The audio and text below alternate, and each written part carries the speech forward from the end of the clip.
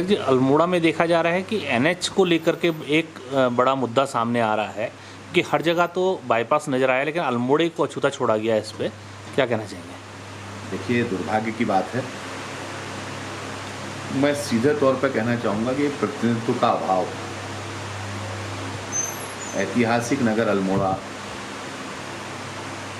जो चंदवंशीय राजाओं के समय से कुमाऊं की राजधानी रही है और वहाँ बाईपास न हो पाना, छोटे छोटे व्यापारी, छोटे छोटे दुकानदार और ज़्यादातर लोग जो अपने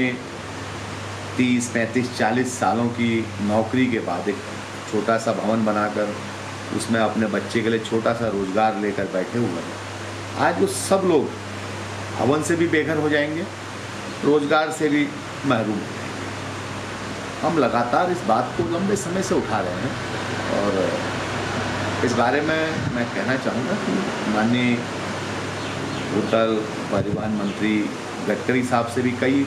दौर की वार्ता हो चुकी है और बहुत पॉजिटिव उनका रिस्पॉन्स था। लगातार अधिशासी अभियंता, उनके अधीक्षण अभियंता, उनके मुख्य अभियंता से भी मैं लगातार बात कर रहा हूँ, उनके जो इंजीनियरिंग लाइसेंसिंग अफसर होते हैं ये लोग, उनसे भी बात चल रही है कि किसी भी तरीके से अल्मोड़ा में केवल यही नहीं, कोसी से क्वारब या क्वारब से कोसी वाला जो हमारा एक बाईपास लंबे समय से वो सड़क निर्माणाधीन है, हमने प्रस्ताव दिया कि उसे बाईपास के रूप में बना लिया जाए। जिस प्रकार से अगर आप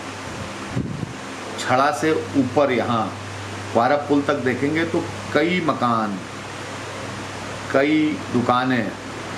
पूर्णतः ध्वस्त हो चुकी हैं। पहाड़ों से देहरादून में बैठकर पलायन आयोग, पलायन की बातें करना बहुत अच्छा लग रहा है, क्योंकि हम एयर कंडीशनर कमरों में बैठकर पलायन रोकने के लिए इस राज्य के सुदूरवर्ती ग्रामीण क्षेत्रों में नई नई योजनाओं की घोषणा करने की बातें तो करते हैं, लेकिन पलायन कैसे रुकेगा इस बात पे हम लोग चर्चा नहीं करते। आज देखिए आप स्थिति क्या है, हमारे जितने छोटे छोटे दुकानदार थे इस सड़क के किनारों पे, आज वो सब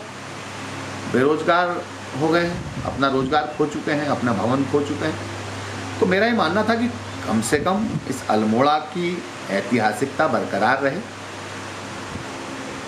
क्वारब से कोसी वाले बाईपास को बनाकर राष्ट्रीय राजमार्ग मुख्य जो है उसका बाईपास बन जाए। ये राष्ट्रीय राजमार्ग में रहे, हम इसे नहीं कह रहे कि राष्ट्रीय राजमार्ग से हटा लीजिए,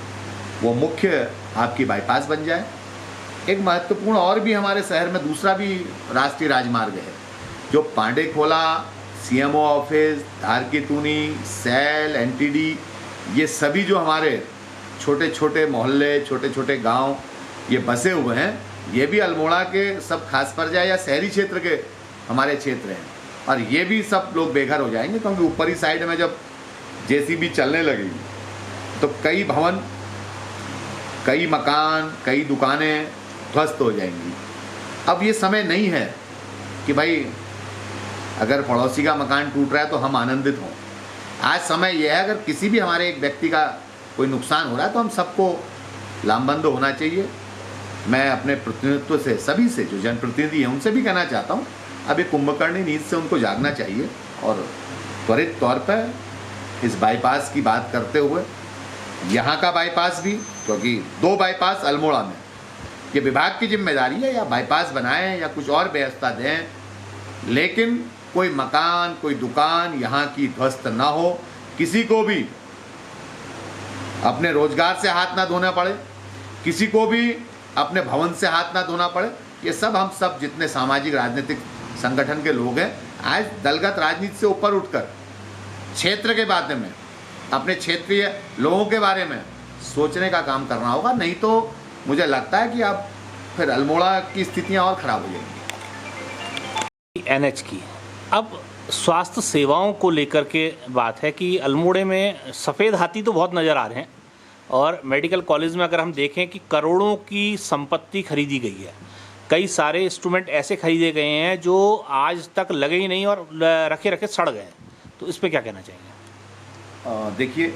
मेडिकल कॉलेज को लेके 15 मार्च को मैंने अनिश्चितकालीन आमरण अनशन की घोषणा की थी,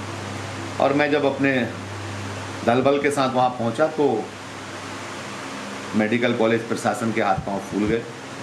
आनन फानन में उन्होंने कई दौर की हमसे वार्ता की, और लगभग 4 बजे मेरे अनशन को समाप्त करने का काम किया गया, और वो अनशन समाप्त नहीं हुआ, वो अनशन स्थगित किया है